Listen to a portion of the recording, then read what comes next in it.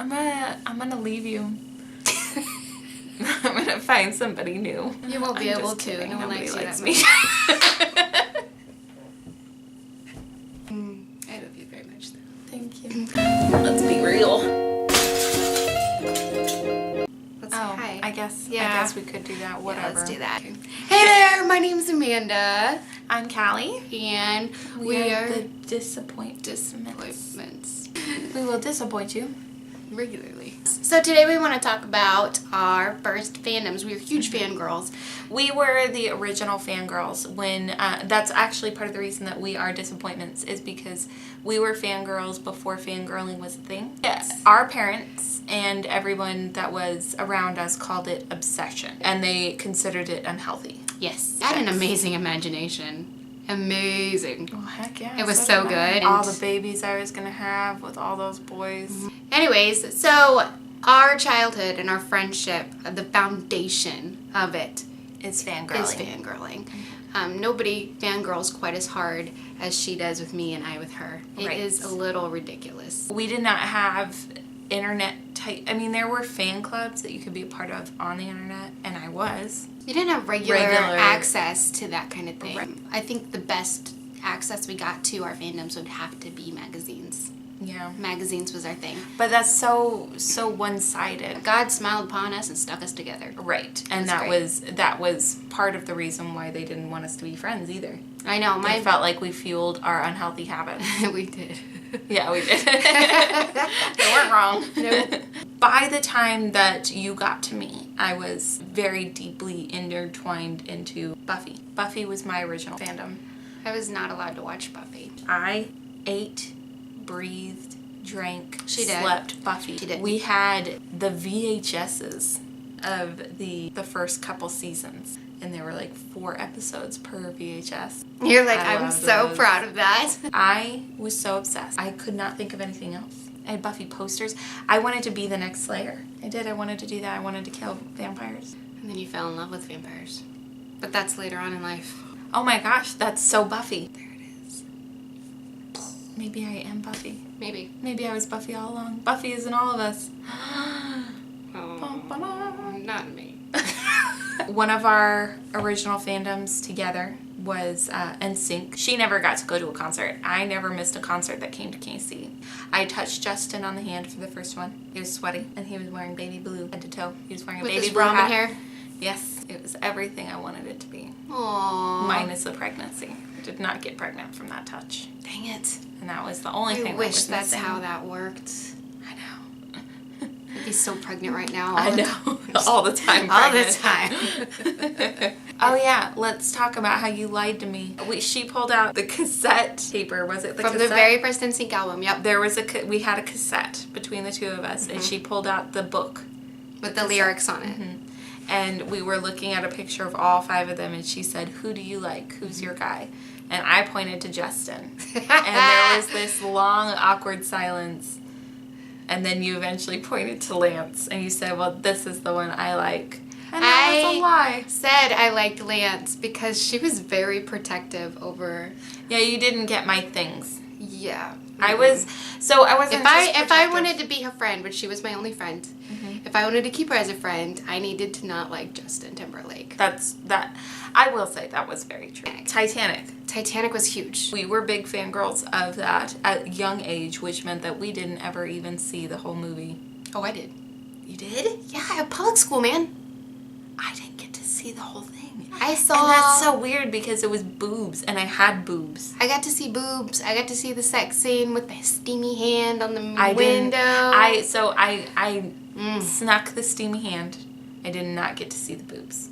Saw the boobs. I was like, I was man, not allowed. Is that the kind of boobs I should be hoping for? Anyways, part of the funny thing with Titanic is we would act it out. Our favorite scene was the dancing scene. Yes, and I always had to be Jack. I made her be Jack every single time. Except that one time that I wore that dress to school that had the ties in the back. I know and what you you're wanted to talking about. pretend to do the corset. And you ripped my dress at school. You got to be Kate one time and I ripped your dress. You were so into that though. You're like, you pulled it so tight. You ripped The freaking sash. Yep. My friend, ladies and gentlemen. You got to be Kate one time. We would hold our hands like this And spin around. The only reason why I had to be Jack all the time is because she said I look like Jack when I made a certain face, which I don't even know if I do anymore. But I can't even, try it. If it doesn't work out, then I don't remember what it out. was. You're like... I don't know. Like this? Yeah. This is my Jack face guy.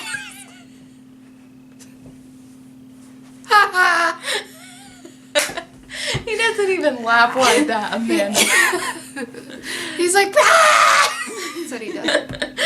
Oh, that's so funny. Oh, we were the best. I'm surprised more people didn't want to be like us. Those girls. We were so cool. Anne of Green Gables. We started reading that in the 6th grade. We were so obsessed. Gilbert. Anne and Gilbert. They got us. Ooh, they got us right. And then we got to watch the miniseries. Icing on the cake for us. That was fantastic. That spoke to our hearts right there. Yeah. We were all about it. Oh, Gilbert was the best. And now they're redoing the show on Netflix. And it's wonderful. It is absolutely I haven't good. watched season 2 yet, though. So Ever After. Ever After was good with Drew Barrymore. Drew Barrymore and whoever that guy's name is. I don't know, but he was hot. He had this scene where you could see his junk. So there was a scene where you saw the bulge of his junk. I remember that was the moment that I became aware that there was something there. I didn't grow up with men in the house, and I never got the talk. That awareness, that awakening that there's something there. There's something between the thighs. And the bulge. There was a lot.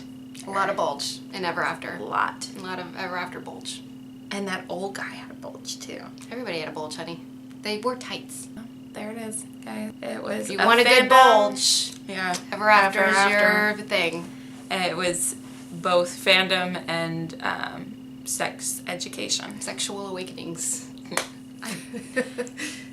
I don't know if they even want to know this. Next! Moulin Rouge. Moulin Rouge! And this was when we were older. We were like 16 Yeah. years old. I remember I stayed the night at your house. And we sang it. We played charades. We and played we homemade charades. sang some Moulin Rouge. We sang it, and I remember I came to your house, and I only had 2 hours. And I was like, put the CD in! And we wasted no time. Nope. That was a very prominent... Yeah, it was. You're good at that. I don't know. Lord of the Rings. And I remember when I saw the Fellowship of the Ring, Legolas was my boyfriend.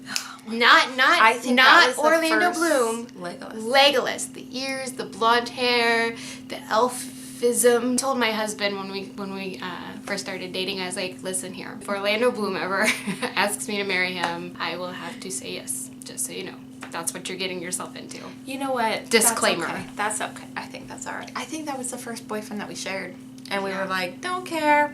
Love him. No. We in our hearts that we're like, we can obsessed. find a way to share. I feel like this was the first thing we deeply dove into together. We had all that extra special features and we just watched it over and over and constant, all the time. And then we came up with our own inside jokes about it. Yes, we had Stupid Sam. Stupid Sam. And it was like the floor is lava. Yes. Except it was our inside joke, and we would scream it at each other, and then the other person would have to do it. Yes. And when you did it without it being screamed at you, the other person knew what it was. Mm-hmm. Oh my gosh. Stupid Sam. Anyways, fandoms. What were your first fandoms? Did you fangirl or fanboy over anything back when you were a kid? Did you have anything that everybody considered unhealthy obsession? Did you have a fangirl friend like us? Someone to fuel your flame of need? That sounded bad. No. Please don't tell us about that.